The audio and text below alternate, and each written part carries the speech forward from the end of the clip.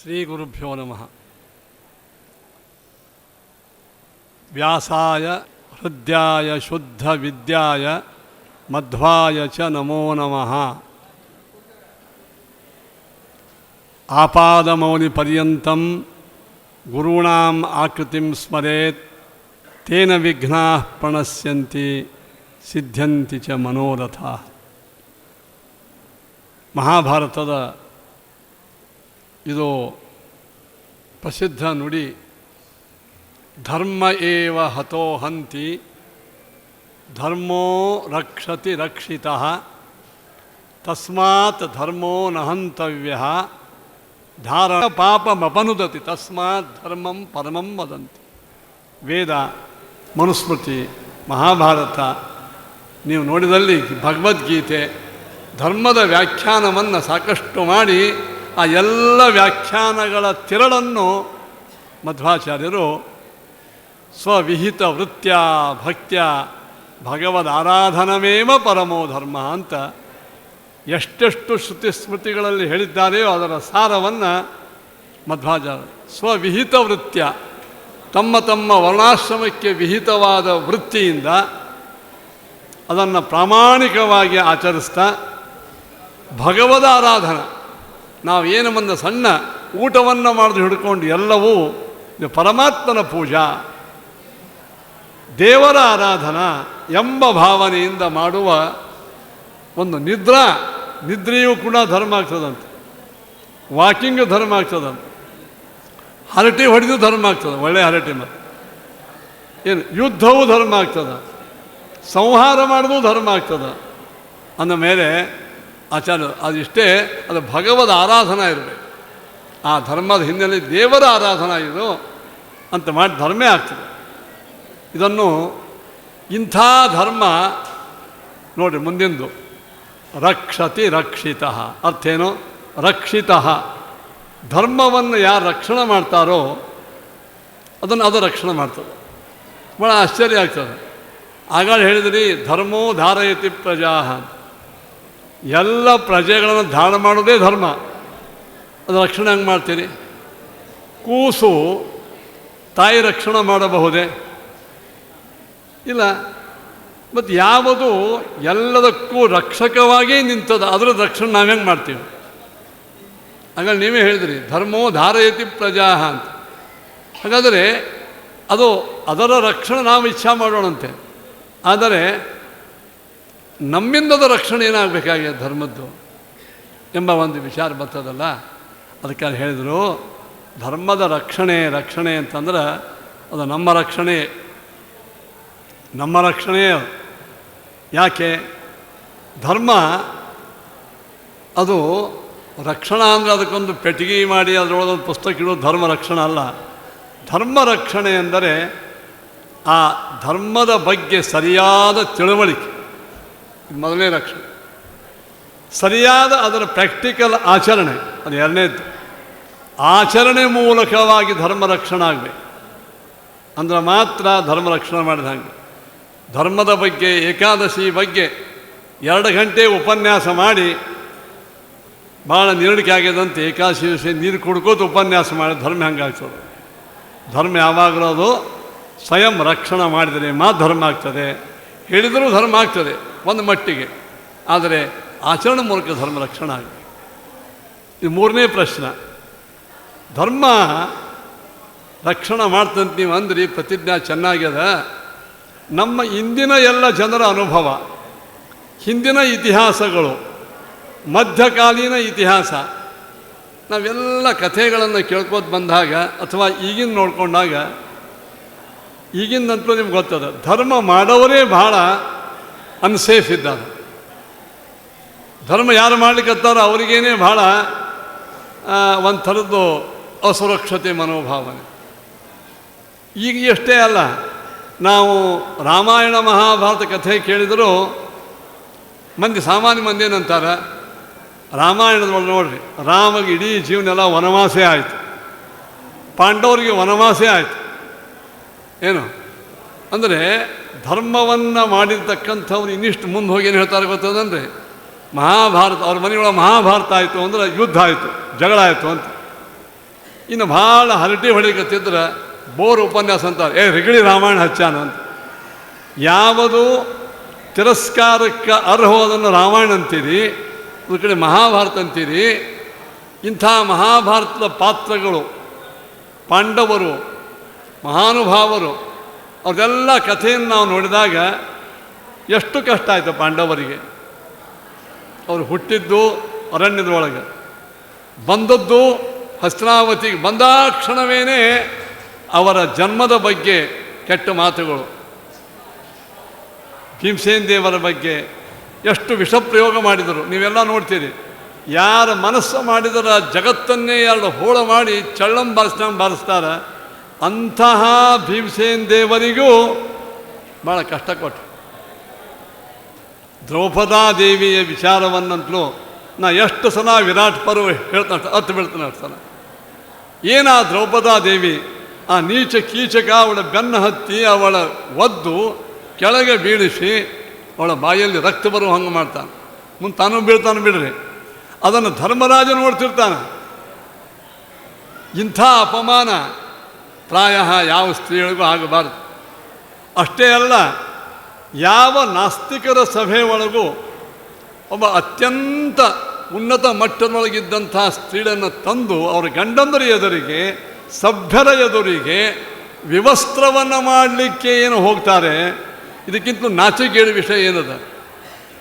ನಾವು ನೋಡ್ತೀವಿ ಸಭೆಯಲ್ಲಿ ಸಾಕಷ್ಟು ಅಪಮಾನ ಆಗ್ತದೆ. ಆದರೆ ಹೀಗೆ ಭರ್ತಿ ಸಭೆಯಲ್ಲಿ ವಿವಸ್ತ್ರವನ್ನು ಮಾಡಲಿಕ್ಕೆ ಹೋದಾಗಿರೋ ಬಾಯಿ ಮುಚ್ಚಿಕೊಂಡು ಸುಮ್ಮ ಕೂಡ್ತಾರಲ್ಲ, ಅದು ಯಾರ ಬಗ್ಗೆ? ಇಷ್ಟು ಭಾರೀ ಧರ್ಮದ ಮೂರ್ತಿಗಳವರೆಲ್ಲ ದೇವಾಸ್ತೆ ಧರಣೀಂಗತಾ. ಇಷ್ಟೆಲ್ಲ ಧಾರ್ಮಿಕರಿಗೆ ಎಷ್ಟು ಕಷ್ಟಗಳು ಬಂತು. ಇದು ಮಹಾಭಾರತ ಕಥೆ. ಆದರೆ ರಾಮಾಯಣದೊಳಗೆ ಸೀತಾದೇವಿಯ ಕಥೆಯನ್ನು ಕಂಡ್ರೆ ಕಣ್ಣಾಗ ನೀರು ಬರ್ತದೆ. ಆ ಸೀತಾದೇವಿ ಹೇಗೋ ಮಾಡಿ ಅಗ್ನಿ ಪರೀಕ್ಷೆಯಲ್ಲಿ ಪಾಸಾಗಿ ಅಯೋಧ್ಯೆಗೆ ಬಂದಾಗ ಸ್ವಯಂ ರಾಮ ಅಂತಾನಂತೆ, ಜನರ ಅಪವಾದಕ್ಕೆ ನೀ ಗುರಿಯಾಗಿ ನೀನು ಬಿಟ್ಟು ಬಿಡ್ತೇನೆ ಅಂತಂದ್ರೆ, ವಾಚ್ಯಸ್ತ್ವಯ ಮದ್ವಚನಾತ್ ಸ ರಾಜ ವಹ್ನೋ ವಿಶುದ್ಧಾಂ ಯಪಿಮಾಂ ಸಮಕ್ಷಾಂ ಮಾಂ ಲೋಕವಾದತ್ರಯಣಾತ್ ಅಜಾಸಿ. ಕೇಳ್ತಾಳಂತ, ಅಗ್ನಿ ಒಳಗೆ ಶುದ್ಧ ಆಗಿ ಬಂದರೂ ನನ್ನ ಯಾವುದೋ ಲೋಕದ ಒಂದು ಕಾರಣಕ್ಕಾಗಿ ಬೆಳ್ಳಿಕತ್ತಿ ಅಂದ್ರೆ ಇದೇನಿದು? ಹೀಗೆ ಯಾವಳ ಹೆಸರು ತಗೊಂಡ್ರೆ ನಮ್ಮದೆಲ್ಲ ವಿಘ್ನಗಳ ಪರಿಹಾರ ಆಗ್ತಾವ. ಅಂಥ ವಿಘ್ನಗಳು ಬಂದು ಧರ್ಮೋ ರಕ್ಷತಿ ರಕ್ಷತ ಅನ್ನಲಿಕ್ಕೆ ನಿಮ್ಮ ಇತಿಹಾಸ, ರಾಮಾಯಣ ಮಹಾಭಾರತದ ಸಾತ್ವಿಕ ಪಾತ್ರಗಳ ಕಥೆಯನ್ನು ಕೇಳಿದಾಗ ನಮಗೆ ಯಾಕೋ ಇದು ಲೈನ್ ಅದಲ್ಲ, ಇದು ಸರಿ ಇಲ್ಲ ಅಂತ ಅನ್ನಿಸ್ತದೆ. ನಾವು ಕಥೆ ಕೇಳ್ತೀವಿ. ಯಾದವಾರ್ಯರು ಅಲ್ಲಿ ತಮ್ಮದೆಲ್ಲ ಸೀಮಂತಿಕೆ ಬಿಟ್ಟು, ಸೀಮಂತಿಕೆ ಪೂರ್ಣ ಬಿಟ್ಟು ಕೇವಲ ನುಚ್ಚು ತಿನ್ಕೋತ ಶಿಷ್ಯಂದ್ರಿಗೆ ಪಾಠ ಹೇಳ್ತಾ ಇದ್ದರಂತೆ. ಆವಾಗ ಆ ನುಚ್ಚು ಬರೆದು ಬಂದಾಯಿತು. ಎಷ್ಟು ಅವ್ರ ಕಷ್ಟ ಅಂದರೆ ಶಿಷ್ಯಂದ್ರಿಗೆ ಊಟಕ್ಕೆ ಹಾಕ್ಲಿಕ್ಕಿಲ್ಲ, ಅವರಿಗೂ ಊಟಕ್ಕಿಲ್ಲ. ಇದು ಭಾಳ ದುಃಖ ಆಗಿ ಒಂದು ದಿವಸ ಗೀತಾ ಪಾರಾಯಣ ಮಾಡ್ತಿದ್ರಂತ. ಆದರೆ ಅದನ್ನು ಹೇಳಿ ಸ್ನಾನಕ್ಕೆ ಹೋದ್ರಂತ. ಯಾವನೋ ದೊಡ್ಡ ಗಾಡಿ ತುಂಬ್ಕೊಂಡು ಬಂದು ಒಂದು 10 ನಿಮಿಷಕ್ಕೆ ದೊಡ್ಡ ಗಾಡಿ ಹಿಂದಿನ ಕಾಲಕ್ಕೆ ಒಂದು ವರ್ಷಕ್ಕೆ ಬೇಕಾಗುವಷ್ಟು ಅಕ್ಕಿ, ಬೇಳೆ, ಸಕ್ಕರೆ, ತುಪ್ಪ ಎಲ್ಲ ತಂದು ಕೊಟ್ಟು ಅಳ್ಕೋದು ನಿಂತಂತೆ. ಯಾರಪ್ಪ ನೀನು ಅಂತ. ಇಲ್ಲರಿ, ನಾ ಬರ್ಲಿಕ್ಕೆ ಸ್ವಲ್ಪ ತಡ ಆಯಿತು, ನನಗೆ ನಿಮ್ಮ ಯಜಮಾನರು ನನ್ನ ನಾಲಿಗೆ ಬಡ್ದಾರ ನೋಡ್ರಿ ಅಂತ ನಾಲಿಗೆ ತೋರಿಸಿದಾಗ ನಾಲಿಗೆ 2 ಹೋಳಾಗಿ ಹಿಂಗಿದಾಗಿತ್ತು. ನಾಲಿಗೆ ಅಲ್ಲಿ ಮುಡಿತಂತೆ, ಬಡ್ದಾರ ಹಿಂಗೆ ನನ್ನ ನಾಲಿಗೆ, ರಕ್ತ ಸೋರ್ತಾ ಅದು. ಆಗ ಯಾದವಾರು ಸ್ನಾನ ಮಾಡಿ ಬಂದರು. ಹೋಗಿದ್ದಷ್ಟತಿ. ಅವಾಗ ಆಕೆ ಇದೇನಿದು ಸಾಮಾನು ತಂದು ಕೊಟ್ಟರು, ಯಾರೋ ಇಡೀ ಒಂದು ವರ್ಷಕ್ಕೆ ಸಾಕಾಗುವಷ್ಟು. ಆದರೆ ನಾಲಿಗೆ ಮೇಲೆ ನೀವು ಭಾಳ ಹೊಡೆದ್ರಿ ಅಂತ. ಅವಾಗ ಯಾಕೆ ಹೊಡೆದ್ರಿ? ಅವಾಗ ಭಾಳ ಅಳ್ಕೋದು ಬಂದಿದ್ದವ ಅಂತ. ಏನಿಲ್ಲ, ನಾನು ನಾಲಿಗೆ ನಂಗೆ ಯಾರಿಗೂ ಭೆಟ್ಟಿನೂ ಆಗಿಲ್ಲ, ಯಾರಿಗೂ ಹೊಡೆದಿಲ್ಲ, ನಾಲಿಗೆ ನಾನು ಗಾಯ ಮಾಡಿಲ್ಲ. ಅಂದರೆ ಅವ್ನು ನಾಲ್ಗೆ ತೆಗೆದು ತೋರಿಸಾನ 2 ಹಿಂಗೆ ಬಡ್ದಿದ್ರಿ ಅದು. ಓಹೋ, ನೆನಪಾಯ್ತು ಅವರಿಗೆ. ಭಗವದ್ಗೀತೆಯ ಒಂದೊಂದು ಅಕ್ಷರಗಳು ಕೂಡ ಭಗವಂತನ ನಾಲ್ಗೆಯಿಂದ ಬಂದದ್ದದು. ಅದನ್ನು ನಾನು ಹೇಳಿಬಿಟ್ಟಲ್ಲ, ಎಂಥ ತಪ್ಪು ಮಾಡಿದೆ ಅಂಥೇಳಿ ಪುನಃ ಆ ಗೀತೆಯ ಶ್ಲೋಕ ಇನ್ನೊಮ್ಮೆ ಬರೋದು. ನಾನು ನಿಶ್ಚಿತವಾಗಿ ಇದು ನಂಬ್ತೇನೆ. ದೇವರೇ ಬಂದು ಅಂದರೆ ತಾತ್ಪರ್ಯ ಏನಂದ್ರೆ ಧರ್ಮೋ ರಕ್ಷತಿ ರಕ್ಷತಃ ಎಂಬುವ ಈ ಒಂದು ನಾನುಡಿ ಒಮ್ಮೊಮ್ಮೆ ನಮಗೂ ಸಂಶಯ ಬರ್ತಿರ್ತದೆ. ಭಾಳ ಮಂದಿ ನಮಗಂತಲೂ ಕೇಳ್ತಿರ್ತಾರೆ, ಆಚಾರ್ಯ ಏನು ರೀ ಇದು ಇಂಥ ಕಾಲದಾಗ ಬ್ರಾಹ್ಮಣರಿಗೆ ಯಾರು ಕೇಳಂಗಿಲ್ಲ, ವೈಷ್ಣವ್ರಿಗಂತಲೂ ಮೊದಲು ಕೇಳಂಗಿಲ್ಲ, ಅವರೊಳಗೆ ಅನೇಕ ಪಂಗಡಗಳು, ಅಲ್ಲಿ ಒಮ್ಮೆ ಜಯ ಪರಾಜಯ ಹಂಗಾಯ್ತು ಹಿಂಗಾಯ್ತು ಬರ್ತಿರ್ತಾರೆ. ಆಚಾರ್ಯ ನಮ್ಮ ಪಾಲಿಗಂತಲೂ ದೇವರ ಸತ್ಯ ಹೋಗ್ಯಾನ. ಇನ್ನು ಕೆಲವ್ರಿಗೆ ಈ ಸತ್ತಿಲ್ಲ, ಕಣ್ಣೆಲ್ಲ ಕೂಡಿದ್ದಾನೆ, ಏನು ಬೇಕಾದ ಬೈದು ಬಿಡ್ತಾರೆ. ಇದೆಲ್ಲ ಭಾಳ ಸಂತಾಪ ಆಗಿ ಜೀವನದಲ್ಲಿ ಸಾಕಷ್ಟು ಧರ್ಮ ಕರ್ಮಗಳನ್ನು ಮಾಡಿ ಅದರ ಫಲವನ್ನು ಪಡೆಯದೇ ಇದ್ದಾಗ ಸಂತಾಪದಿಂದ ಮಾತಾಡ್ತಿರ್ತಾರೆ. ಯಾರೂ ಧರ್ಮದ್ವೇಷಿಗಳಲ್ಲಿ ಮತ್ತು ಹಿಂಗೆ ಬೈಯವ್ರೆ ನವರಾತ್ರಿನೂ ಹಾಕ್ತಾರೆ, ಶ್ರಾದ್ದು ಮಾಡ್ತಾರೆ, ದಕ್ಷಿಣ ಎಲ್ಲ ಕೊಡ್ತಾರೆ. ಈ ಹೆಣ್ಮಕ್ಳು ಬೈತಿರ್ತಾರಲ್ಲ, ಸುಡ್ಗಾಡು ಸುಟ್ಟ ಹಂಗೆ ಹಿಂಗೆ ಹೆಣ ಎತ್ತಲಿ ಆ ಎತ್ತಲಿ ಅಂತ ಹಂಗೆ ಏನೋ ಅಂದಿರ್ತಾರೆ. ಆ ಧಾರ್ಮಿಕರಾಗಿಯೂ ಒಮ್ಮೊಮ್ಮೆ ಭೂತಿರ್ನೀಚ ಗೃಹೇಶು ವಿಪ್ರ ಸದನೆ ದಾರಿದ್ರ್ಯ ಕೋಲಾಹಲ. ಒಬ್ಬ ಕವಿ ವರ್ಣನೆ ಮಾಡ್ತಾನೆ, ನೀಚರ ಮನೆಯೊಳಗೆ ಭಾರೀ ಸಂಪತ್ತು, ವಿಪ್ರಸದನೆ ದಾರಿದ್ರ್ಯ ಕೋಲಾಹಲ. ಅದನ್ನು ನೋಡಿ ದ್ರೋಣಾಚಾರ್ಯರು ಎಂಥ ಶ್ರೇಷ್ಠ ಬ್ರಾಹ್ಮಣರಿ, ಶಿರೋಂಚ ವೃತ್ಯ ಪರಿತುಷ್ಟ ಚಿತ್ತೋ ಧರ್ಮಮ್ಮ. ಇಂಥ ಭಾರೀ ದ್ರೋಣಾಚಾರ್ಯರು ಪುಸ್ತಕ ಓದ್ಕೋತ ಕೂತಾರ, ಒಳಗೆ ಜಗಳ ಕಾಣಿಸ್ತೇವೆ. ಆ ಮಗ ಅಂತಾನೆ, ಇದು ಹಾಲು ಅಲ್ಲಿದು, ಇದು ಹಿಟ್ಟಿನೇ, ಇನ್ನು ಹಿಟ್ಟಿಂದು ನೀರ ಹಾಕಿದೆ ಅಂತ. ಇಲ್ಲ ಇದೇ ಹಾಲು, ಇಲ್ಲ ಇದೇ ಹಾಲು ಅಂದ್ರಂತ. ಒಂದು ಮಗನಿಗೆ ಹಾಲು ಕೊಡ್ಲಿಕ್ಕೆ ನನಗೆ ಆಗವಲ್ತು. ಇಷ್ಟು ಧರ್ಮವನ್ನು ಫುಲ್ ಟೈಮ್ ಮಾಡ್ತಿದ್ರು ಅವರು. ಶಿರೋಂಚ ವೃತ್ತಿಯಿಂದ ಅಪರಿಗ್ರಹ ವೃತ್ತಿ ನೋಡಿ ಏನು ಮಾಡಿ ಪುಸ್ತಕ ಕೆಳಗಿಟ್ಟು ಅವರು ಮುಂದೆ ಕೌರವ್ರ ಕಡೆ ಹೋಗಿ ಅವ್ರದ್ದು ಭಾರಿ ಸುಗ್ರಾಸ ಊಟ ಮಾಡ್ಕೋತಿದ್ರು. ಹಾಗಾಗಿ ಏನಾಯಿತು, ಧರ್ಮ ಒಮ್ಮೊಮ್ಮೆ ನಮ್ಮನ್ನು ರಕ್ಷಣೆ ಮಾಡೋಂಗಿಲ್ಲ, ಒಮ್ಮೊಮ್ಮೆ ಯಾಕೆ ಭಾಳ ಸಲ ಮಾಡೋಂಗಿಲ್ಲ. ಇಂಥ ನಮ್ಮ ಎಲ್ಲರ ಅನುಭವಕ್ಕೆ ವೇದ್ಯವಾದ ವಿಚಾರವನ್ನು ನೀವು ಧರ್ಮೋ ರಕ್ಷತಿ ರಕ್ಷತ ಅಂತ ಅನ್ಲಿಕ್ಕತ್ತೀರಿ. ಇದೇನಿದು? ಹಿಂದೂ ಧರ್ಮವನ್ನು ಚಾಚೂ ತಪ್ಪಲಾರ್ದೇನೆ ಭಾಳ ಅಭಿಮಾನದಿಂದ ಮಾಡ್ತಕ್ಕಂಥ ಇವತ್ತು ಬಾಂಗ್ಲಾದೇಶದೊಳಗೆ ಹಿಂದೂಗಳ ಕಗ್ಗೊಲೆ ಆಗ್ತಾರೆ. ದಿನ ಮಂದಿರಗಳಲ್ಲಿ ಹೋಗಿ ದೇವರಿಗೆ ಅರ್ಚನೆ ಮಾಡ್ತಕ್ಕಂಥ ಅರ್ಚಕರನ್ನು ಸಂಹಾರ ಮಾಡ್ತಾ ಇದ್ದಾರೆ. ಅದ್ಯ ಹಿ ವೇದಾಹ ವಿಚ್ಛಿದ್ಯ ವೀಥಿಷು ವಿಥ್ಯಂತೆ ಪುರಾಣಾನಿ ಪಿಷ್ಟ್ವ ಪಾನಿಷು ಪಾತ್ಯಂತೆ ಭಾಷ್ಯಾಣಿ ಭ್ರಂಶಯಂತೆ ಕ್ವಚಿನ್ ಮಂದಿರೆ.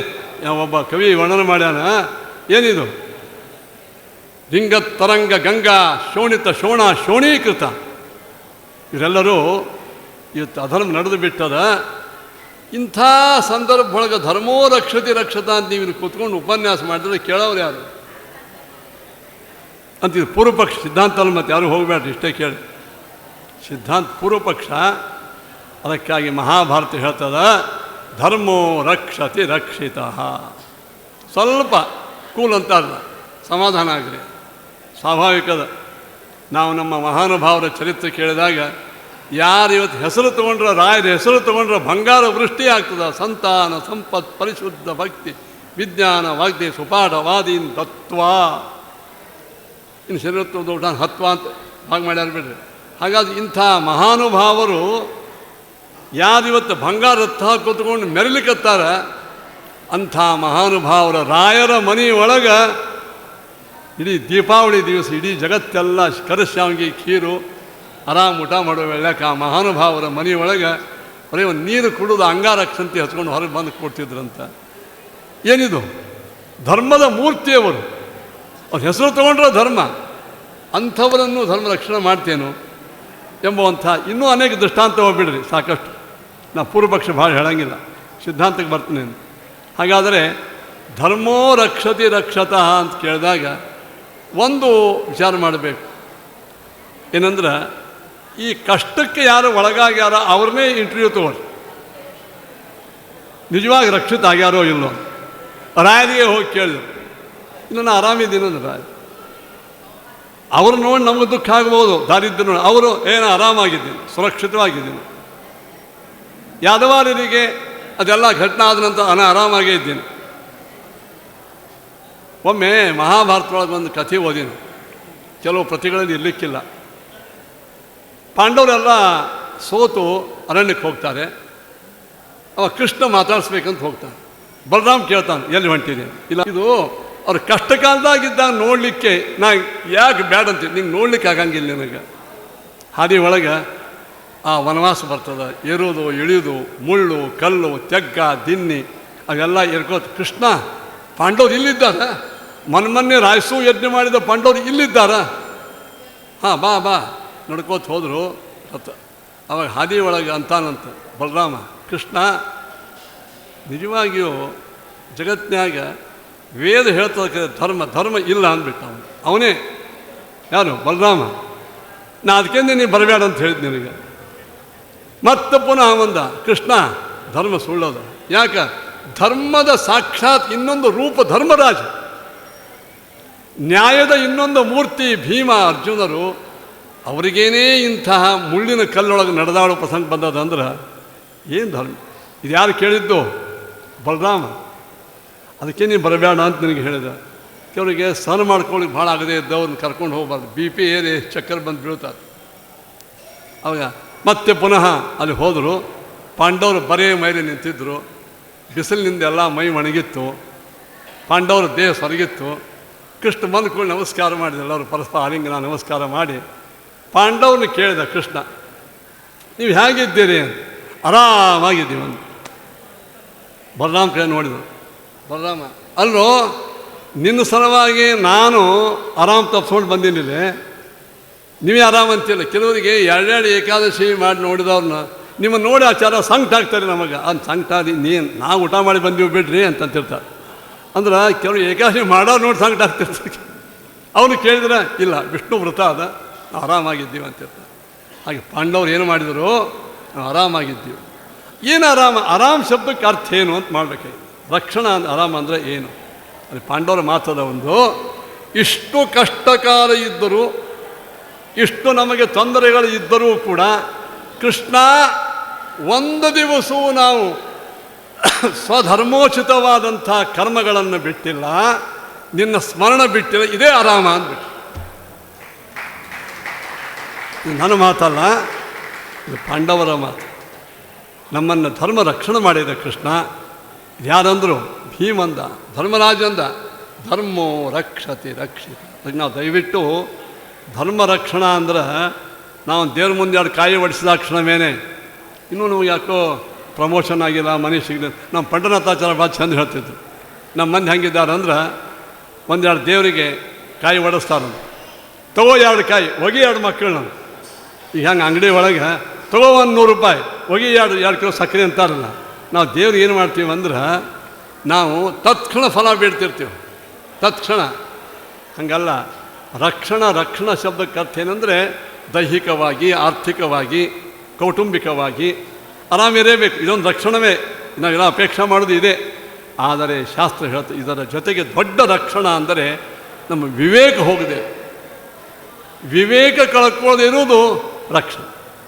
ಪ್ರಾಯ ನಮ್ಮ ಎಲ್ಲ ದಾರಿದ್ರ್ಯವನ್ನು ಭೋಗಿಸಿದ ಎಲ್ಲ ಮಹಾನುಭಾವರು ಏನು ಎಂದೆಂದೂ ತಾವು ನಂಬಿದ ಧರ್ಮಕ್ಕೆ ಬೈದಿಲ್ಲ, ತಮ್ಮ ಆಚರಣವನ್ನು ಎಂದೂ ಕಡಿಮೆ ಮಾಡಿಲ್ಲ. ಅದೇ ರಕ್ಷಣಾ. ಅದೇ ರಕ್ಷಣಾ. ಧರ್ಮ ರಕ್ಷಣಾ ಅಂದೇನು? ನಮ್ಮಲ್ಲಿ ಧರ್ಮದ ಬುದ್ಧಿ ಹೋಗದೇ ಇರೋದು, ವಿಶ್ವಾಸ ಹೋಗದೇ ಇರೋದು, ಧರ್ಮದ ಬಗ್ಗೆ ನಂಬಿಕೆ ಹಾಳಾಗದೇ ಇರೋದು. ಧರ್ಮೋ ರಕ್ಷತಿ ರಕ್ಷತಃ. ನಮ್ಮ ಊಟಕ್ಕೆ ಉಡಿಗೆ ಕಡಿಮೆ ಆಗಿರಬಹುದು ಸ್ವಲ್ಪ, ಅದು ಒಂದು ರಕ್ಷಣವೇ, ಒಪ್ಪಗೋತೇವೆ. ಆದರೆ ಎಷ್ಟೇ ಕಷ್ಟಗಳ ಬಂದರು ನಿಂದಂತು ನೀತಿ ನಿಪುಣ ಯದಿ ವಾಸ್ತುವಂತು ಲಕ್ಷ್ಮೀ ಸಮಾವಿಶತು ಗಚ್ಚತುವ ಯಥೇಷ್ಟಂ ಅದ್ಯೈವವ ಮರಣಮಸ್ತು ಯುಗಾಂತರೇವ ನ್ಯಾಯಾತ್ಪಥ ಪ್ರವಿಶಲಂತಿ ಪದಂ ನಧೀರ. ನಮ್ಮಲ್ಲಿ ನಮ್ಮ ಮತದ ಬಗ್ಗೆ, ನಮ್ಮ ಧರ್ಮಾಚರಣೆಗಳ ಬಗ್ಗೆ ನಮಗೆ ಅಸಹ್ಯ ಮನೋಭಾವನೆ ಬರದೇ ಇರುವುದೇನೇ ಅದು ಪರಮಾತ್ಮ ಕೊಟ್ಟ ಉತ್ತಮ ರಕ್ಷಣಾ. ಎಂತು ರಕ್ಷಿತುಮಿಚ್ಛಂತಿ ಬುದ್ಧ್ಯಾ ಸಂಯೋಜಯಂತಿ, ಬುದ್ಧ್ಯಾ ಸಂಯೋಜಯಂತಿ ತಮ್ಮ ಏನ್ರಿ ಅದು ದೊಡ್ಡ ರಕ್ಷಣಾ. ಪ್ರಾಯ ನೀವೆಲ್ಲ ಇಂಥ ಹಿಂದೂಗಳು ಇಷ್ಟೆಲ್ಲ ಬ್ರಾಹ್ಮಣರು ವೈಷ್ಣವರು ಸೇರಿದೆಯಲ್ಲ, ಎಷ್ಟು ಮಂದಿಗೆ ಕಷ್ಟ ಇಲ್ಲ, ಎಷ್ಟು ಮಂದಿಗೆ ತೊಂದರೆ ಇಲ್ಲ. ಆದರೂ ನೀವಿಲ್ಲೆಲ್ಲ ಬಂದು ಕೂತಿರಲ್ಲ, ನಿಮ್ಮ ಕಷ್ಟಗಳಿಲ್ಲೇನು? ಇಲ್ಲಿ ಯಾಕೆ ಬಂದಿರಿ ನೀವು? ಕಷ್ಟಗಳು ಬರ್ತಿರ್ತಾವ ಹೋಗ್ತಿರ್ತಾವ. ಆದರೆ ಸಭೆಯಲ್ಲಿ ಸಿಗತಕ್ಕಂಥ ಶಾಂತಿ ಸಮಾಧಾನ ಮನೆಯಾಗ ಸಿಗಂಗಿಲ್ಲ. ಇಲ್ಲಿ ಬರ್ತೀವಂತ ನೀವೆಲ್ಲ ಏನು ಮಾಡಿರಿ? ಇಲ್ಲಿ ಯಾಕೆ ಬಂದಿರಿ ಹೇಳಿ ನೀವೆಲ್ಲರೂ? ಧರ್ಮೋ ರಕ್ಷತಿ ರಕ್ಷಿತ ಎಂಬುವಂತ. ನಿಮ್ಮ ಜೀವನದೊಳಗೂ ಎಷ್ಟೋ ಸಲ ಅಷ್ಟೋತ್ತರ ಮಾಡಿದಾಗ ಫಲ ಸಿಕ್ಕಿರ್ಲಿಕ್ಕಿಲ್ಲ, ಸತ್ಯನಾರಾಯಣ ಮಾಡಿದಾಗ ಫಲ ಸಿಕ್ಕಿರ್ಲಿಕ್ಕಿಲ್ಲ, ಹೋಮ ಹವನ ಮಾಡಿದಾಗ ಫಲ ಸಿಕ್ಕಿರ್ಲಿಕ್ಕಿಲ್ಲ, ಪವಮಾನ ಹೋಮ ಮಾಡಿ 45 ರೂಪಾಯಿ ಖರ್ಚು ಮಾಡಿಸ್ತಿರ್ತಾರೆ, ಸಿಕ್ಕಿರ್ಲಿಕ್ಕಿಲ್ಲ. ಅದು ಎಲ್ಲದಲ್ಲಿ ಫೇಲ್ಯೂರ್ ಆಗಿಯೂ ಎಷ್ಟೋ ಮಂದಿ, ಎಲ್ಲರಿಗೂ ಕೆಲವರು ಆಗಿರ್ತದೆ. ಆದರೂ ನೀವು ಪ್ರತಿನಿತ್ಯವಾಗಿ ಧರ್ಮ ಬಿಟ್ಟಿರೇನು, ಶ್ರಾದ್ದ ಪಕ್ಷ ಬಿಟ್ಟಿರೇನು, ಎಷ್ಟು ಮಂದಿಗೆ ತೊಂದರೆ ಆಗಿಲ್ಲ? ಯಾಕೆ? ದೇವರು ನಿಮಗೆ ನಿಮ್ಮ ವಿವೇಕವನ್ನು, ನಿಮ್ಮ ಬುದ್ಧಿ ರಕ್ಷಣೆ ಮಾಡಿ, ಅದಕ್ಕೆ ನೀವು ಧರ್ಮೋ ರಕ್ಷತಿ ರಕ್ಷಿತ. ನಾವೆಲ್ಲರೂ ಧರ್ಮದಿಂದ ರಕ್ಷಿತ ಆದವರೇ ಇದ್ದೀವಿ, ಅದಕ್ಕೇನೆ ಇಲ್ಲಿ ಬಂದು ಕೂತೀವಿ. ನಮ್ಮ ವಿವೇಕ ಅದು ನಮ್ಮ ಒಳ್ಳೆಯ ಕಾರ್ಯವನ್ನು ಮಾಡಿದೆ. ಅದಕ್ಕೆ ನಚಿಕೇತ ಅವ್ರ ತಂದೆ ಕೆಟ್ಟ ಆಕಳದಾನ ಮಾಡ್ತಿರ್ತಾರೆ. ಆಕಳದಾನ ಮಾಡಬೇಡಿ, ನಿಮ್ಮ ಕಥೆಗೆ ಗೊತ್ತದ. ಈ ತಂದೆ ಮಾಡಬೇಡ ಮತ್ತು ಏನು ಮಾಡಲಿ, ಒಳ್ಳೆಯದನ್ನು ದಾನ ಮಾಡು ಅಂತ ಮಾಡಲಿಲ್ಲ. ನನ್ನನ್ನೇ ದಾನ ಮಾಡು ಅಂದ್ಬಿಟ್ಟು ಅಪ್ಪಗೆ, ನಿನ್ನನ್ನೂ ಮಾಡ್ತು ಸಿಟ್ಟಿಗೆ ಎದ್ದು ಹೇಳ್ದ. ಯಾರಿಗೆ ಮಾಡ್ತಿ? ಮೃತ್ಯವೇ ತ್ವಾಂ ದದಾಮಿ, ಮೃತ್ಯುಗೆ ದಾನ ಮಾಡ್ತಿ, ಸತ್ತು ಹೋಗು ಅಂತ ಅರ್ಥ. ಮೃತ್ಯು ದಾನ ಮಾಡಿ ಸತ್ತು ಹೋಗು. ಅವನು ಹೋದ ಯಮಲೋಕಕ್ಕೆ. ಅಲ್ಲಿ ಯಮದೇವರು ಇದ್ದಿದ್ದಿಲ್ಲ. 3 ದಿವಸ ಉಪವಾಸ ಕೂತ. ಯಮದೇವರು ಬಂದರು, ಅವನು ಪಾಲ್ಪೂಜೆ ಎಲ್ಲ ಆಯಿತು. ಯಮದೇವರು ಅವನು ಕೇಳ್ತಾರಂತ, ಕೂಸು 3 ದಿವಸ ನೀನು ನನ್ನ ಮನೆಯೊಳಗೆ ನೀನು ಉಪವಾಸ ಕೂತಿದ್ದಿ, ಆಶಾ ಪ್ರತೀಕ್ಷಾ ಅಂತ ಹೇಳಿದ್ದಾರೆ. ಇದು ಯಜಮಾನಿಗೆ, ಒಬ್ಬ ಬ್ರಾಹ್ಮಣ ಅವನ ಮನೆಯ ಹೊರಗೆ ಉಪವಾಸ ಕೂಡುವುದಂದ್ರೆ ಯಜಮಾನ ಸುಟ್ಟು ಹೋಗ್ತದಂಥವ್ರು. ಅದು ಕಾರಣ ಆಗಿದಪ್ಪ, ನೀನು ಏನು ಬೇಕಾದ ವರ ಬೇಡು ಅಂದರೆ ಆ ವರ ಏನು ಬೇಡಬೇಕವ? ಅಲ್ಲ, ತಂದೆಗೆ ಒಳ್ಳೇದು ಹೇಳಲಿಕ್ಕೆ ಹೋಗಿ ಧರ್ಮ ಅಲ್ಲೇನು? ಅನ್ಯಾಯ ಮಾಡೋವರಿಗೆ, ಸ್ವಲ್ಪ ದೊಡ್ಡವರಿಗೆ ಅನ್ಯಾಯ ಮಾಡಿದಾಗ ಪ್ರಾರ್ಥನಾ ಮಾಡಿ ಹೇಳಬೇಕು ಅವ್ರಿಗೆ. ಏನು ಮಂದಿ ಒಳಗೆ ಬೈದು ಹೇಳಬಾರ್ದು, ಪ್ರಾರ್ಥನಾ ಮಾಡಿ ಹೇಳಬೇಕು. ಪ್ರಾರ್ಥನಾ ಮಾಡಿದ್ದವ ಶಾಂತರ. ಆದರೂ ನನಗೆ ಧರ್ಮವನ್ನು ಮಾಡಲಿಕ್ಕೆ ಹೋಗಿ ಅಧರ್ಮವನ್ನು ತಡೆದು, ಧರ್ಮನೇ ಮಹಾಧರ್ಮದು, ಅದು ನಾ ಮಾಡಲಿಕ್ಕೆ ಹೋದೆ. ಅವೇನು ಕೇಳಿರ್ಬೇಕವ? ಶಾಂತ್ ಸಂಕಲ್ಪ ಸುಮನ ಯಥಾ ಸ್ಯಾತ್ ವೀತಮನ್ಯುರು ಗೌತಮೋ ಮಾಭಿಮೃತ್ಯೋ. ಹೇ ಮೃತ್ಯೋ, ನಮ್ಮ ತಂದೆಗೆ ಮನಸ್ಸು ಭಾಳ ವ್ಯಗ್ರ ಆಗ್ಯದ, ಅವನಿಗೆ ನಿದ್ದೆ ಬರ್ತಾ ಇಲ್ಲ, ನನ್ನ ವಿಯೋಗದಿಂದ ಅವನಿಗೆ ಭಾಳ ದುಃಖ ಆಗ್ಯದ, ಅವನ ಮನಸ್ಸೇನಾಗಲಿ ಶಾಂತವಾಗಿ. ಇದು ನೋಡಿ, ಧರ್ಮೋ ರಕ್ಷತಿ ರಕ್ಷಿತ. ಆ ಮಹಾನುಭಾವಗ ಮೃತ್ಯು ದಂಡ ಬಂದರೂ ಕೂಡ ತಂದೆ ವಿರುದ್ಧವಾಗಿ ಸ್ವಲ್ಪ ಆದರೂ ಕೆಟ್ಟ ಭಾವನೆ ಬರಲ್ಲ. ಅವನ ಬುದ್ಧಿ ಏನು ಉಳಿತಲ್ಲ, ಅದೇ ಧರ್ಮೋ ರಕ್ಷತಿ ರಕ್ಷಿತ. 2ನೇ ವರ ಕೇಳ್ತಾನ, ನೀನು ನನಗೆ ಅಗ್ನಿವಿದ್ಯೆಯನ್ನು ಹೇಳು ಅಂತ. ಮೋಕ್ಷ ಪ್ರಾಪ್ತಿಗಾಗಿ ಅಗ್ನಿವಿದ್ಯೆಯನ್ನು ಹೇಳ್ತಾನೆ, ಅದನ್ನು ಹೇಳಿದ. 3ನೇದು ಕೇಳಿದ, ಮೋಕ್ಷದೊಳಗೆ ಪರಮಾತ್ಮ ನಮಗೆ ಸ್ವಾಮಿ ಇದ್ದಾನೋ ಇಲ್ಲ, ನಿಮಗೆಲ್ಲ ಗೊತ್ತಿರ್ತದೆ. ಅವಂದ, ಅಲ್ಲೋ ನಚಿಕೇತ, ದಡ್ಡಿದ್ದೀರಿ, ನೀ ತಂದೆಯಿಂದ ಶಪ್ತನಾಗಿ ಬಂದಿದ್ದೀ, ನಿನಗೆ ಲಕ್ಷಾವಧಿ ವರ್ಷ ಕೊಡ್ತೇನೆ. ಇಮ ರಾಮ ಸರಥ ಸತೂರ್ಯಾಹ, ಏನು ಬೇಕಾದ ತಗೋ, ಧನ ಕನಕ, ಕೆಳಗೆ ಹೋಗಿ ಜೀವನ ಮಾಡು ಅಂತ ಎಲ್ಲವನ್ನು ಹೇಳಿದರೆ ಒಂದೇ ಪ್ರಶ್ನೆ ಮಾಡ್ತಾನಂತ, ಗುರುಗಳೇ, ಭಾಳ ಅತ್ಯಂತ ದೀರ್ಘವಾಗಿ ಜೀವಂತಿದ್ದವರು ಸುಖಿಗಳು ಯಾರಿದ್ದಾರೆ ಹೇಳಿ? ಅತಿ ದೀರ್ಘೆ ಜೀವಿತೆ ಕೋರಮೆ, ನನಗೆ ಬೇಡ, ಮೋಕ್ಷ ವಿದ್ಯೆಯನ್ನೇ ಹೇಳು. ಇದೆಲ್ಲ ನಾನು ನಿಮಗೆ. ದಯಮಾಡಿ ಸಭೆಯ ಬಲಗಡೆ ಭಾಳ ಜನ ಮಾತಾಡ್ತಾ ಇದ್ದೀರಿ, ಅದೇ ಹೊರಗಡೆ ಭಾಳ ಜನ ಮಾತಾಡ್ತಾ ಇದ್ದೀರಿ. ಈ ಕಡೆ ಉಪನ್ಯಾಸಕ್ಕೆ ತೊಂದರೆ ಆಗ್ತಾ ಇದೆ, ಹಿಂದ್ಗಡೆನೂ ಭಾಳ ಮಾತಾಡ್ತಾ ಇದ್ದೀರಿ. ದಯಮಾಡಿ ಮಾತಾಡೋದಿದ್ದಲ್ಲಿ ಮಂಟಪದ ಹೊರಗೆ ಬೇಕಾದಷ್ಟು ಜಾಗ ಇದೆ, ಅನುಕೂಲ ಮಾಡಿಕೊಂಡು ಅಲ್ಲಿ ಹೋಗಿ ಮಾತಾಡ್ರಿ. ಉಪನ್ಯಾಸಕ್ಕೆ ತೊಂದರೆ ಕೊಡಬೇಡ್ರಿ ದಯಮಾಡಿ. ಆಯ್ತು, ದಯವಿಟ್ಟು ಯಾರು ಅಧರ್ಮವನ್ನು ಮಾಡಬೇಡ್ರಿ ಅಂತ ಪ್ರಾರ್ಥನೆ ಮಾಡ್ತಾ ಇದ್ದೇನೆ. ಈ ನಚಿಕೇತ ಯದ್ಯಪಿ ಅವನಿಗೆ ಧರ್ಮ ಮಾಡಿದ್ದವ, ಬ್ರಹ್ಮಚಾರಿ ಧರ್ಮ ಮಾಡಿದ್ದ, ತಂದೆಗೆ ಕೆಟ್ಟ ಜನ್ಮ ಬರಬಾರ್ದಂಥ ಉತ್ತಮವಾದಂಥ ಉಪದೇಶವನ್ನು ಹೇಳಿದ್ದ, ಧರ್ಮವೇ ಅದು. ಅವಾಗೇನಾಯಿತು? ಒಳ್ಳೆಯದನ್ನು ಹೇಳಿಕ್ಕೆ ಹೋಗಿ ತಾನೇ ಯಮಲೋಕಕ್ಕೆ ಹೋದ. ಮಂದಿಗೆ ಏನು ಅನ್ನಿಸ್ತದ? ಆಚಾರ ನೋಡ್ರಿ, ಧರ್ಮ ಮಾಡೋರಿಗೆ ಕಾಲಿಲ್ಲ ಅಂತ ಅನಿಸ್ತದೆ. ಆದರೆ ನಚಿಕೇತಕ್ಕೆ ಕೇಳ್ರಿ, ಏನಾಯಿತು? ನಚಿಕೇತನಿಗೆ ಧರ್ಮೋ ರಕ್ಷತೆ ರಕ್ಷತೆ. ಯಾಕೆ? ಯಮದೇವರವನಿಗೆ ಏನು ಬೇಕಾದ ಬೇಡು, ಸಂಪತ್ತನ್ನು ಕೊಡುವಂತ ಬೇಡಲಿಕ್ಕೆ ಬಂದಾಗ ಅವನು ಕೇಳಿದ್ದೇನು? ಮೋಕ್ಷ ವಿದ್ಯೆಯನ್ನು ಕೇಳಿದ. ಮೋಕ್ಷ ವಿದ್ಯೆಯನ್ನು ಕೇಳಿ ಓದಬೇಕು ಅಂತ, ಅದೇ ಧರ್ಮೋ ರಕ್ಷತೆ ರಕ್ಷತೆ. ಸದ್ಬುದ್ಧಿ ಬಂತು ನೋಡ್ರಿ ನಿಮ್ಮೆಲ್ಲರಿಗೂ.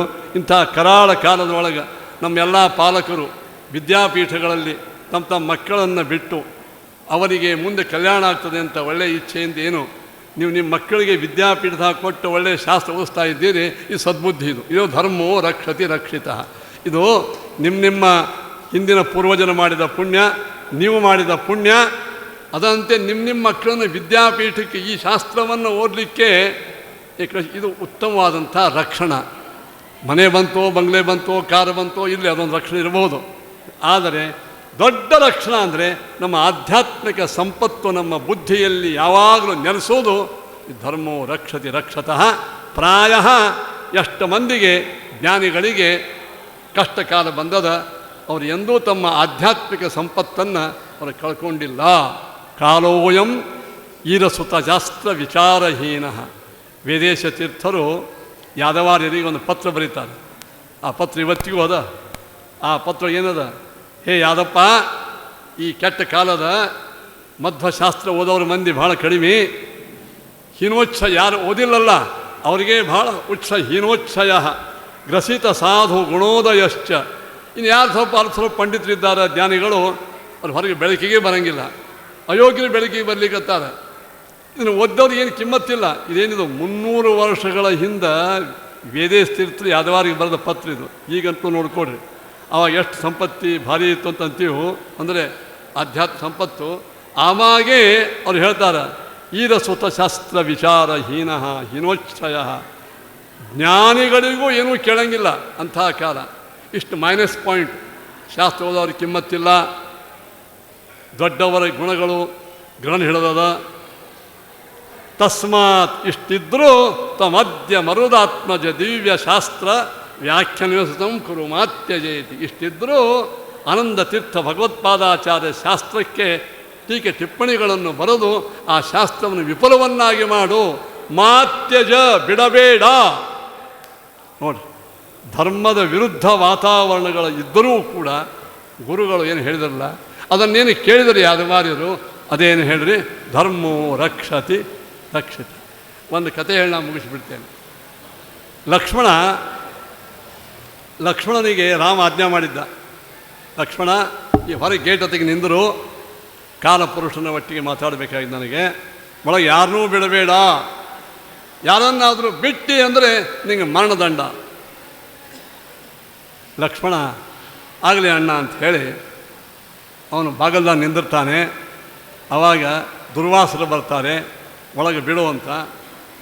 ವಿಚಾರ ಮಾಡಿದ, ಅವರ ಸಿಟ್ಟು, ಅವರ ಮುಖ ನೋಡಿ ಅಂದ, ಇವರೆಗೆ ಬಿಡದೇ ಇದ್ದರೆ ನೀವು ಅಯೋಧ್ಯ ಅಲ್ಲ, ಈ ಸಂಪೂರ್ಣ ಕೋಸಲ ದೇಶ ಸುಟ್ಟೋಗಿದ್ದಾನೆ. ಒಳಗೆ ಬಿಟ್ಟೆ ಅಂದರೆ ರಾಮನನ್ನು ಕೊಲ್ತಾನೆ. ಒಂದು ಕಡೆಗೆ ಸಮಷ್ಟಿ ನಾಶ, ಒಂದು ಕಡೆಗೆ ವ್ಯಷ್ಟಿ ನಾಶ, ಒಂದು ಕಡೆಗೆ ಇಡೀ ಸಂಪೂರ್ಣ ರಾಜ್ಯವೇ ನಷ್ಟ ಆಗಿ ಹೋಗ್ತದೆ, ಒಂದು ಕಡೆಗೆ ನಾನು ಅಷ್ಟೇ ನಾಶ ಆಗ್ತದೆ. ವಿಚಾರ ಮಾಡಿದ, ಈ ಋಷಿಯನ್ನು ಬಿಡೋದರಿಂದ ನಾವೊಬ್ಬ ಸಾಯ್ತು, ಬಿಡದೇ ಇರುವುದರಿಂದ ಇದು ಅಯೋಧ್ಯ ನಾಶ ಆಗ್ತದೆ. ಅದಕ್ಕೆ ನಮ್ಮ ಅಣ್ಣನ ವಾಕ್ಯ ಏನದ ಹೇಳ್ರಿ, ರಕ್ಷಿತ ಸರ್ವಲೋಕಸ್ಯ ಸ್ವಜನಸ್ಯ ಚ ರಕ್ಷಿತ ರಕ್ಷಿತ ಸ್ವಸ್ಯ ಧರ್ಮಸ್ಯ ಪರಿರಕ್ಷಿತ. ರಾಮನ ವ್ಯಕ್ತಿತ್ವ ವಾಲ್ಮೀಕಿ ಹೇಳ್ತಾರೆ. ರಕ್ಷಿತ ಸರ್ವಲೋಕಸ್ಯ, ಇಡೀ ಜಗತ್ತನ್ನೇ ರಕ್ಷಣೆ ಮಾಡಲಿಕ್ಕೆ ಪ್ರತಿಜ್ಞೆ ಮಾಡಿ ಬಂದ ನಮ್ಮ ಅಣ್ಣ, ಅವನಿಗೆ ಅಪಕೀರ್ತಿ ಬರಬಾರದು. ಅವರ ತಮ್ಮ ದುರ್ವಾಸನ ಒಳಗೆ ಬಿಡಲಿಲ್ಲ, ಅಯೋಧ್ಯ ನಾಶ ಮಾಡಿದ ಅಂತ ಆಗಬಾರ್ದು ಅಂಥೇಳಿ ಅವನೇನು ಮಾಡಿದ, ಆ ಅಣ್ಣನ ವಾಕ್ಯವನ್ನು ಪರಿಪಾಲನೆ ಮಾಡಿದವ. ಏನು ಪರಿಪಾಲನೆ ಮಾಡಿದ? ಅಣ್ಣನ ವಾಕ್ಯ ಒಳಗೆ ಬಿಡಬೇಡ ಬಿಟ್ಟವ. ಆ ಬಿಟ್ಟದ್ದು ಧರ್ಮ ಅಂತ ಹೇಳಿ, ಬಿಟ್ಟದ್ದು ಧರ್ಮ ಮಹಾಧರ್ಮವೇ. ಮಹಾಧರ್ಮಕ್ಕಾಗಿ ಲಘು ಧರ್ಮವನ್ನು ಬಿಡಲಿಕ್ಕೆ ಅಡ್ಡಿ ಇಲ್ಲ. ಅದು ಭಗವಂತನ ಅವತಾರ ಕಾರ್ಯ ಮುಗಿಸುವ ವೇಳೆ ಬಂದಿತ್ತು, ಲಕ್ಷ್ಮಣ ಹೋಗೋ ವೇಳೆ ಬಂದಿತ್ತು. ಇದರ ಸಂಕಲ್ಪ ಇರಲಿ. ಅಂತೂ ಧರ್ಮದ ರಕ್ಷಣೆ ಮಾಡಿದವ. ಒಳಗೆ ಬಿಟ್ಟ ಕ್ಷಣವೇನೆ ಅವೆಲ್ಲ ದುರ್ವಾಸರು ಊಟ ಮಾಡಿದರು, ಹೇಳ್ತು. ಮುಂದೆ ರಾಮ ಸಭಾ ಕರಿತಾನ. ವಸಿಷ್ಠರೇ, ಇವತ್ತು ನಿರ್ಣಯ ಆಗಬೇಕು, ನನ್ನ ಆಜ್ಞಾ ಭಂಗ ಮಾಡ್ಯ, ನೀವ ಮೃತ್ಯುದಂಡ ಅಂತ ಹೇಳಿದ್ದೆ, ಏನು ಮಾಡಬೇಕು? ಲಕ್ಷ್ಮಣ ಹೇಳ್ತಾನಂತ, ಅಣ್ಣ ನನ್ನ ಸಂಹಾರ ಮಾಡಿ ನೀನೇ ನಿನ್ನ ಧರ್ಮವನ್ನು ಪರಿಪಾಲನೆ ಮಾಡುವಂಥ ವಾಲ್ಮೀಕಿ ರಾಮಾಯಣ ಹೇಳ್ತದೆ. ಅವ ಲಕ್ಷ್ಮಣನ ಪರಿತ್ಯಾಗ ಮಾಡಿದ ಅಂತ ನಾವು ಹೇಳ್ತೀವಿ. ಈ ಕಥೆಯಲ್ಲಿ ಏನು ಮುಖ್ಯ? ಧರ್ಮೋ ರಕ್ಷತಿ ರಕ್ಷತಃ. ಅಣ್ಣನ ವಾಕ್ಯವನ್ನು, ಅಣ್ಣಗೆ ಅಪಕೀರ್ತಿ ಬರಬಾರದು. ರಾಮನ ಮನೆ ಬಾಗಿಲಿಗೆ ಬಂದು ಒಬ್ಬ ಬ್ರಾಹ್ಮಣ ಉಪವಾಸ ಹೋಗಬಾರ್ದು. ಎಂಬ ಮಹಾಧರ್ಮ ರಕ್ಷಣೆ ಮಾಡಲಿಕ್ಕೆ ಹೋಗಿ ತಾನೇ ಸತ್ತು ಹೋಗ್ಬೇಕು. ತಾನೇ ಅಂದರೆ ಜಲಸಮಾಜ ಲಕ್ಷ್ಮಣ ನಾಶ ಅದ ಅಂತ ಭಾಳ ಮಂದಿ ಹೇಳ್ತಾರಿಲ್ಲ. ನೋಡಿ, ಧರ್ಮ ರಕ್ಷಣೆ ಮಾಡಿದ ಲಕ್ಷ್ಮಣ ಹಣಿಬಾರೆ ಹಿಂಗಾಯ್ತು. ನಮ್ಮ ರಕ್ಷಣೆಯನ್ನು ತಲೆ ಆಗ್ತದೆ. ಅರ್ಧಂಬರ್ಧ ಓದ್ಕೊಂಡು ಅವ್ರು ಇರ್ತಾರಲ್ಲ, ಅರ್ಧಂಬರ್ಧ ಓದ್ಕೊಂಡು ಅವ್ನಿಗೆ ಕತೆ ಸಣ್ಣ ಕತೆ ಹೇಳಿ ಮುಗಿಸ್ತಾನು. ನಮ್ಮ ಬಿಜಾಪುರ್ನಾಗ ಒಮ್ಮೆ ಕನ್ನಡ ಸಾಹಿತ್ಯ ಪರಿಷತ್ ಆಗಿ ನಮ್ಗೆ ಅಲ್ಲೂ ಕರೆದಿದ್ರು, ಊರಾಗಿನ ಗಣ್ಯರು ಬರ್ರಿ. ಅಲ್ಲಿ ಒಬ್ಬ ಅಧ್ಯಕ್ಷ ಮಾಡಿದ್ರು, ಅವನೋ ಬರ್ರಿ. ಆತ ಮಧ್ವಾಚಾರ್ಯ ಗ್ರಂಥಗಳು ಭಾಳ ತಾರತಮ್ಯ ಹೇಳ್ತದೆ, ಭೇದ ಹೇಳ್ತದೆ. ಈ ಸಮಾಜಕ್ಕೆ ಅಷ್ಟು ಸರಿಯಾದಂಥ ಗ್ರಂಥಗಳು ಅಲ್ಲಿಯೂ ತಾರತಮ್ಯ, ಯಾವ ದೊಡ್ಡವರು ಸಣ್ಣವರು ಭೇದ, ಅದಕ್ಕೆ ಈ ಗ್ರಂಥ ಸರಿಯಲ್ಲ ಅಂತ ಅವ ಸ್ಟೇಟ್ಮೆಂಟ್ ಕೊಟ್ಟಿದ್ದ. ಆವಾಗ ಅವನ ಚೇಲಾಗಳು ಅವರು ಹಾಗೆ ಅಂದರು, ಪೇಪರ್ ಸ್ಟೇಟ್ಮೆಂಟ್ ಬಂತು, ಮಧ್ವಾಚಾರ್ಯ ಗ್ರಂಥಗಳು ಸಮಾಜಕ್ಕೆ ಘಾತಕಗಳು. ಮುಂದೆ ನಾವು ತಿರುಗಿ ಕೊಟ್ಟಿವೆಲ್ಲ ಆಯಿತು. ಆದರೆ ಅವ್ನು ಇನ್ನೊಂದು ಮುಂದುವರೆದು ಏನು ಹೇಳ್ದ ಅಂದ್ರೆ, ನಾ ಅಷ್ಟೇ ಅವ್ರ ಗ್ರಂಥಕ್ಕೆ ಬಯಂಗಿಲ್ಲ, ಮುಂದೆ ಅವರು ಪರಂಪರೆದಾಗ ಒಬ್ಬರು ಟೀಕಾಚಾರ ಅಂತ ಅವರೇ ಟೀಕಾ ಮಾಡ್ಯಾರ ಅವ್ರ ಗ್ರಂಥಗಳು. ಈ ಟೀಕಾ ಅಂದ್ರೆ ನಾವೇನು ಅಂತೀವಿ ಕನ್ನಡದಾಗ, ಹೊರಗೆ ಕಟ್ಟಿಂಗ್ ಹಾಕೊಂಡು ಬರೀ ಟೀಕಾ ಮಾಡ್ತಾರೆ. ಟೀಕಾ ಅಂದರೆ ಏನು? ಬೈಯೋದು ಅಂತ. ಅವ್ನು ಟೀಕಾ ಎಂಬ ಶಬ್ದಕ್ಕೂ ಅರ್ಥ ಗೊತ್ತಿಲ್ಲ ಅಂಥವು ಕನ್ನಡ ಸಾಹಿತ್ಯ ಅಧ್ಯಕ್ಷ ಮಾಡಿದ್ರಲ್ಲ. ಏನ್ರಿ ಅಂದ್ರೆ ಜನರಿಗೆ ರಕ್ಷಣಾ ಅಂದರೆ ಏನು, ಶಿಕ್ಷಣ ಎರಡೂ ಗೊತ್ತಿರಲಿಲ್ಲ. ಧರ್ಮ ರಕ್ಷಣಾ ಅಂತಂದರೆ ಪರಮಾತ್ಮ ರಕ್ಷಣೆ ಮಾಡ್ತಾನೆ ಅಂದರೆ ಏನು? ಇವತ್ತು ನಾವೆಲ್ಲ ಉಂಡು ತಿಂದು ಸುಖಿಯಾಗಿದ್ದು 2-3 ಗಂಟೆ ಉಪನ್ಯಾಸ ಏನು ಕೇಳ್ಕತ್ತೀವಲ್ಲ, ಇದು ಕೇಳಿದ ಸತ್ಯ ಅಂತ ತಿಳ್ಕೋದು. ಇದು ರಕ್ಷಣಾ, ಇದು ಮಹಾರಕ್ಷಣಾ. ಇದಕ್ಕಿಂತ ದೊಡ್ಡ ರಕ್ಷಣೆ ಯಾವುದಿಲ್ಲ. ಆ ಬುದ್ಧಿ ನಮಗೆಲ್ಲರಿಗೂ ಅದ ಅಂತಂದ್ರೆ ಧರ್ಮ ರಕ್ಷಣೆ ಮೇಲೆ ಆಗೇ ಬಿಟ್ಟದ. ಒಂದು ಮಾತು ತಿಳ್ಕೊಳ್ರಿ, ಸಂಪತ್ತು, ಐಶ್ವರ್ಯ, ಹೆಂಡತಿ, ಮಕ್ಕಳು ಅದಕ್ಕಂತ ಎಷ್ಟೇ ಬಂದರೂ ನಮ್ಮ ಮನೆಯೊಳಗೆ, ದೇವರ ಮನೆಯೊಳಗೆ ಪೂಜೆ ಇಲ್ಲ, ಸಂಧ್ಯಾವಂದನೆ ಇಲ್ಲ, ಅಲ್ಲಿ ಯಾವುದೇ ಧರ್ಮದ ಕಾರ್ಯ ಇಲ್ಲ ಅಂದರೆ ಸ್ಮಶಾನ ತುಲ್ಯಾಣಿ ಗೃಹಾಣಿ ತಾನಿ, ಅವೆಲ್ಲ ಸ್ಮಶಾನಗಳನ್ನು ತಿಳ್ಕೊಳ್ರಿ. ಇವತ್ತು ನಾವು ರಕ್ಷಿತರಾಗಿ ಬಂದ್ರೆ ಧಾರ್ಮಿಕವಾಗಿ ರಕ್ಷಣೆ ಆಗಬೇಕು ನಾವೆಲ್ಲರೂ. ಈ ನಮ್ಮ ಮಹಾಭಾರತ, ಭಾಗವತದ ಅನೇಕ ಕಥೆಗಳು, ಅನೇಕ ಈ ಸಂದೇಶಗಳು, ಇವರು ಎಲ್ಲರೂ ಆಧ್ಯಾತ್ಮಿಕವಾಗಿ ಧಾರ್ಮಿಕವಾಗಿ ಎಂದೆಂದೂ ಕೆಟ್ಟು ಹೋಗಿಲ್ಲ, ರಕ್ಷಿತರೇ ಆಗಿದ್ದಾರೆ. ನಮ್ಮ ಮನೆಯೊಳಗೆ ಧರ್ಮ ನಡೀತದಂದ್ರೆ ನಾವು ಸುರಕ್ಷಿತಿದ್ದೀವಿ ಅಂತ ಅರ್ಥ. ನಮ್ಮನ್ನದು ಬಾಹ್ಯ ರಕ್ಷಣೆ ಭಾಳ ಮಾಡಲಿಕ್ಕಿಲ್ಲ, ಅದಕ್ಕೆ ನಾವು ಬೇರೆ ಕಾರಣಗಳು ಪ್ರಾರಬ್ಧ ಕರ್ಮ ಎಲ್ಲ ಕಥೆ ಸಾಕಷ್ಟು ಹೇಳ್ತೇವೆ. ಅದು ನಮ್ಮಲ್ಲಿ ವಿವೇಕ ನಾಶ. ಇದು ಮುಖ್ಯವಾದಂಥ ಧರ್ಮೋ ರಕ್ಷತಿ ರಕ್ಷಿತ. ಅದಕ್ಕೆ ನಮ್ಮ ವೇಳೆ ಮುಗಿಲಿಕ್ಕೆ ಬಂತು. ಇನ್ನೂ ಸಾಕಷ್ಟು ಇದರ ಬಗ್ಗೆ ಚರ್ಚೆ ಮಾಡೋಣಂತೆ. ಧರ್ಮದಲ್ಲಿ ಇವತ್ತು ನಾವೆಲ್ಲ ದೇವರಿಗೆ, ವೇದವ್ಯಾಸದೇವರಿಗೆ ಬೇಡ್ಕೊಳ್ಳೋದು ಏನಂತಂದರೆ, ಸ್ವಾಮಿ ಇವತ್ತು ಧರ್ಮ ರಕ್ಷಣೆ ಆಗಬೇಕಾಗಿ ನಮ್ಮದೆಲ್ಲ ವಿವೇಕ. ಏನು ವಿವೇಕ? ನಾನು ಇದನ್ನು ಭಾಳ ಕಡೆ ಹೇಳ್ತಿರ್ತೇನೆ. ಇವತ್ತು ದೊಡ್ಡ ರೋಗ ನಮ್ಮೆಲ್ಲರಿಗೂ ಮನೆಯೊಳಗೆ ಸಾಕಷ್ಟು ತಿನ್ನಲಿಕ್ಕೆ, ಉಣ್ಲಿಕ್ಕೆ, ಉಟ್ಕೊಳ್ಳಿಕ್ಕೆಲ್ಲ ಸಾಕಷ್ಟು ಧರ್ಮ ಕರ್ಮಗಳು ನಡೀತಿರ್ತಾವೆ.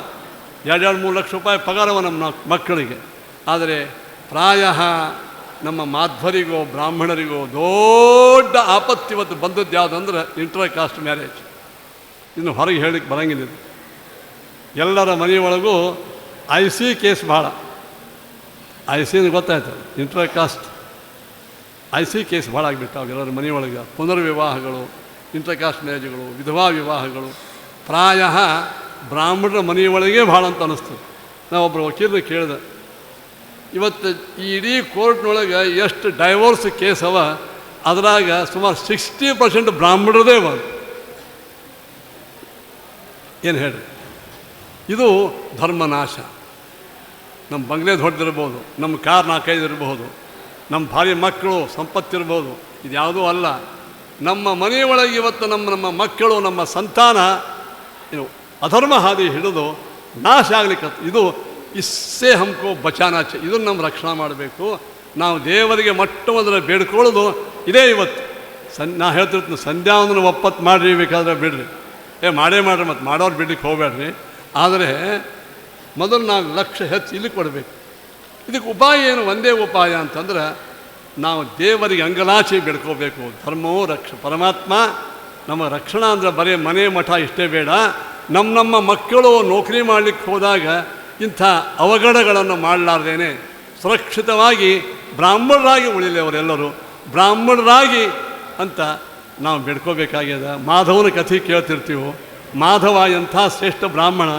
ಅವ ಆ ಚಂಡಾಲ ಸ್ತ್ರೀ ಬೆನ್ನು ಹತ್ತಿದಾಗ ಆಕೆ ಸ್ತ್ರೀ ಅಂತಾಳಂತ ಇಸ್ಕೋ ಬಚಾವು, ಅಕ್ಕಿ ಅಂತಾಳಂತ ಯಾರು ಆಕೆ ಕುಂತಲ ನೀಲ ಕುಂತಲ, ಈ ಬ್ರಾಹ್ಮಣ ರಕ್ಷಣೆ ಮಾಡಿರಿ ದಿಗ್ದೇವತೆಗಳಿಲ್ಲ ಅಂತ ಬೇರೆಯವರು ನಮ್ಮ ಸಲುವಾಗಿ ಬೇಡ್ಕೋಬೇಕಾಗಿದೆ ಇವತ್ತು. ಹಾಗೆ ನಾವೆಲ್ಲರೂ ಧರ್ಮ ರಕ್ಷಣಾ ಅಂತಂದರೆ ಲೌಕಿಕ ರಕ್ಷಣೆ ಮಾತ್ರ ಕೇಳಬೇಡ್ರಿ ಯಾರು. ದಯವಿಟ್ಟು ಇವತ್ತು ನೀವೆಲ್ಲರೂ ಗುರುಗಳಿಗೆ, ರಾಯರಿಗೆ, ಪರಮಾತ್ಮನಿಗೆ, ವಾಯುದೇವರಿಗೆ ಎಲ್ಲಿ ಹೋದಲ್ಲಿ ಮೊದಲು ಏನು ಕೇಳ್ರಿ ಅಂದ್ರೆ ನಮ್ಮ ಸಮಾಜದ ಒಳಗೆ, ನಮ್ಮ ಮನೆ ಒಳಗೆ, ನಮ್ಮ ಓಣಿ ಒಳಗೆ, ನಮ್ಮ ಕುಟುಂಬದ ಒಳಗೆ ಇಂತಹ ವರ್ಣ ಸಂಕರ ಅವಘಡಗಳ ಆಗದೇ ಇದ್ದಂಗೆ ಧರ್ಮೋ ರಕ್ಷತಿ ರಕ್ಷತಃ. ನಾವು ರಕ್ಷಣಾ ಅಂದರೆ ತಿಂದು ಉಂಡು ಇರುವುದು ಇಷ್ಟೇ ರಕ್ಷಣಾ ಅಲ್ಲ. ನಮ್ಮ ಹೇಳ್ತಾ ಇದ್ದೇನೆ, ರಕ್ಷಣಾ ಅಂದರೆ ನಮ್ಮ ಮನೆ ಕರೆಕ್ಟ್ ಇರಬೇಕು. ಅಂಥ ಪ್ರಾರ್ಥನೆಯನ್ನು ಇವತ್ತು ನಾವೆಲ್ಲರೂ ಈ ಸಭೆಗೆ ಬಂದು ಪ್ರತಿಜ್ಞಾ ಮಾಡೋಣಂತೆ. ಮೊನ್ನೆ ಬಿಜಾಪುರೊಳಗೆ 8,000 ಮಂದಿ ಸೇರಿತ್ತು. ಸತ್ಯಾತ್ಮ ತೀರ್ಥ ಶ್ರೀಪಾದಂಗಳವರು ಎಲ್ಲರಿಂದಲೂ ಇದನ್ನೇ ಪ್ರತಿಜ್ಞಾ ಮಾಡಿಸಿದರು. ಮೊದಲು ಬ್ರಾಹ್ಮಣರಾಗಿ ಉಳಿರಿ, ಬ್ರಾಹ್ಮಣಿಕೋ ಬಚಾವು, ಸಬ್ ಬಚ್ತಾ ಹೇ. ಆಮ್ಯಾಲ ಸಂಧ್ಯಾನ ಆಮ್ಯಾಲ ನಮ್ಮದು ನಿಮ್ಮದು ಎಲ್ಲ ಜಗಳ. ಮೊದಲು ಅದೇ ಹೋಯ್ತು ಅಂದ್ರೆ ಮುಗದೇ ಹೋಯ್ತು. ಬಿತ್ತವು ಸತ್ಯಂ ಚಿತ್ರಸ್ಥಿತಿ, ಗ್ವಾಡಿನೇ ಬಿದ್ದ ಮೇಲೆ ಚಿತ್ರ ಹೆಂಗಾಗ್ತದೆ. ಇವತ್ತು ನಮ್ಮ ಎಲ್ಲರಿಗೆ ಬ್ರಾಹ್ಮಣ್ಯ ಉಳಿಬೇಕಾದರೆ ಧರ್ಮೋ ರಕ್ಷತಿ. ನಾವು ಮಾಡುವ ಪ್ರತಿಯೊಂದು ಧರ್ಮದಲ್ಲಿ ಗೋ ಬ್ರಾಹ್ಮಣೇಭ್ಯ ಶುಭಂ ಭವತು ಅಂದರೆ ಬ್ರಾಹ್ಮಣ್ಯ ಉಳಿಬೇಕು ಅಂತ ಎಲ್ಲರೂ ಜ್ಞಾನಿಗಳು ಎಲ್ಲರೂ ನೀವೆಲ್ಲ ಮಾಡೇ ಮಾಡ್ತೀವಿ. ನಾನು ನಿಮಗೆ ಅಷ್ಟೇ ಹೇಳ್ಕೊತಿಲ್ಲ, ಪಂಡಿತರಂಕ ಇದ್ದೇ ಇದ್ದಾರೆ ಸಾಕಷ್ಟು. ನಾವೆಲ್ಲರೂ ಜಪ ಮಾಡೋಣಂತ. ನಾವು ಪಂಡಿತರೆಲ್ಲರೂ ಸೇರಿ ನಮ್ಮೆಲ್ಲ ಬ್ರಾಹ್ಮಣರು, ಎಲ್ಲ ಬ್ರಾಹ್ಮಣರು, ಅವರು ವೈಷ್ಣವರಿರಲಿ, ಸ್ಮಾರ್ತ್ ಇರಲಿ, ಯಾರೇ ಇರ್ಕೊಳ್ಳಿ, ಎಲ್ಲ ಬ್ರಾಹ್ಮಣರಿಗೆ ಪರಮಾತ್ಮ ರಕ್ಷಣಾ ಕೊಡು.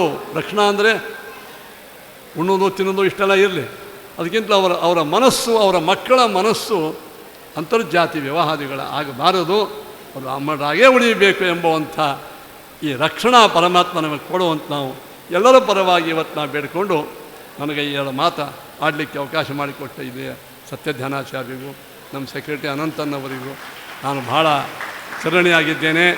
ನಾನು ಇಲ್ಲಿ ಬರಲಿಕ್ಕೆ 45 ವರ್ಷ ಆಯಿತು. ಆವಾಗ ಇವರು ಸುಬ್ಬಾಚಾರ್ಯ, ಎಸ್ ಎ ರಂಗನಾಥಾಚಾರ್ಯ ಇವರೆಲ್ಲ ಎತ್ತಿದ್ರು, ಎಲ್ಲ ಬರ್ತಿದ್ರು. ಅವಾಗ ಎಂಥೆಂಥ ಸ್ಪೆಷಲ್ ಉಪನ್ಯಾಸಗಳು ಇದು. ಆ ಕಾಲಕ್ಕೆ ಈಗೂ ಅಷ್ಟೇ ರೀತಿಯಲ್ಲಿ ಮಂದಿ ಬಂದು ನೀವೆಲ್ಲ ಮಾಡ್ತಾಯಿದ್ದೀರಿ. ಈ ಸಭೆ ಇದು ಯಾವ ಧರ್ಮ ರಕ್ಷಣಕವಾಗಿ SMS ಸಭಾ ಧರ್ಮ ರಕ್ಷಣೆಗಾಗೇ ಟೊಂಕ ಕೊಟ್ಟು ನಿಂತದ. ಅಂಥ ರಕ್ಷಣವನ್ನು ಮಾಡಲಿ ಅಂತ ಇನ್ನೊಮ್ಮೆ ನಾನು ಹೇಳ್ತಾ ನನ್ನ ಎರಡು ಮಾತು ಮುಗಿಸ್ತೇನೆ. ಶ್ರೀಶಸ್ತೆ ಸುಶ್ರಿಯಂ ದದ್ಯಾತ್ ಆ ವಾಯುಸುತ ಪ್ರಿಯ ಭೂಮಿಂತೆ ವಾಮನೋ ದದ್ಯಾತ್ ಅರೀನ್ ಹಂತು ನಿಕೇಸರಿ. ಶ್ರೀಕೃಷ್ಣಾರ್ಪಣಮಸ್ತು. ಹರೇ ಮಕಾಶಿ ಮಧ್ವಾಚಾರ್ಯರು ಧರ್ಮೋ ರಕ್ಷತಿ ರಕ್ಷಿತಃ ಅನ್ನುವ ವಾಕ್ಯದ ಬಗ್ಗೆ ಅನೇಕ ಉದಾಹರಣೆಗಳನ್ನು, ಕಥೆಗಳನ್ನು, ಪ್ರಮಾಣಗಳನ್ನು ಕೊಟ್ಟು ತಮ್ಮದೇ ಆದ ಶೈಲಿಯಲ್ಲಿ ನಿರೂಪಣೆಯನ್ನು ಮಾಡಿದ್ದಾರೆ. ಅವರ ಬಗ್ಗೆ ಹೇಳುವ ಅವಶ್ಯಕತೆ ಇಲ್ಲ. ನಮ್ಮ ಧರ್ಮಾಧಿಕಾರಿಗಳಲ್ಲೇ ಅತಿ ಸೀನಿಯರ್ ಮೋಸ್ಟ್ ಅಂತ ಅವರನ್ನು ನಾವು ಈ ಸಂದರ್ಭದಲ್ಲಿ ಹೇಳಬಹುದು. ನಮ್ಮ ಮೇಲಿಂದ ಮೇಲೆ ನನಗೆ ನೆನಪು ಬರ್ತದೆ, ಮಳಗಿ ದೈತೀರ್ಥಾಚಾರ್ಯರು, ಮಕಾಶಿ ಮಧ್ವಾಚಾರ್ಯರು ಹಾಗೂ ಉಮರ್ಜಿ ಶ್ರೀನಿವಾಸಾಚಾರ್ಯರು. ಇವರು 3 ಜನರು ಕೂಡ ನಮ್ಮ ಸಭೆಗೆ ಅವತ್ತಿನಿಂದ ಇವತ್ತಿನ ತನಕ ಬರ್ತಾ ಇರುವಂಥವರು. ಶ್ರೀನಿವಾಸಾಚಾರ್ಯರು ಅನಾರೋಗ್ಯದ ಕಾರಣದಿಂದ ಈ ವರ್ಷ ಮಾತ್ರ ಬಂದಿಲ್ಲ, ಮುಂದಿನ ವರ್ಷ ಅವರು ಬರ್ತಾರೆ. ಮಧ್ವಾಚಾರ್ಯರು ಈ ಒಂದು ಉಪನ್ಯಾಸವನ್ನು ನಡೆಸಿಕೊಟ್ಟದ್ದಕ್ಕೆ ನಮ್ಮ ನಿಧಿ SMSO ನಿಧಿಯ ಡೈರೆಕ್ಟರ್ ಅವರು ಆನಂದ್ ಅಂತ, ವಾಸುದೇವರಾವ್, ಲೈಲ್ಯಾಂಡ್ ವಾಸುದೇವರಾವ್ ಅವರ ಮಗ ಆನಂದ್ ಅವರು ಸನ್ಮಾನವನ್ನು ಮಾಡಬೇಕು ಅಂತ ನಾನು ತಮ್ಮೆಲ್ಲರ ಪರವಾಗಿ ಕೇಳ್ಕೊಳ್ತೇನೆ.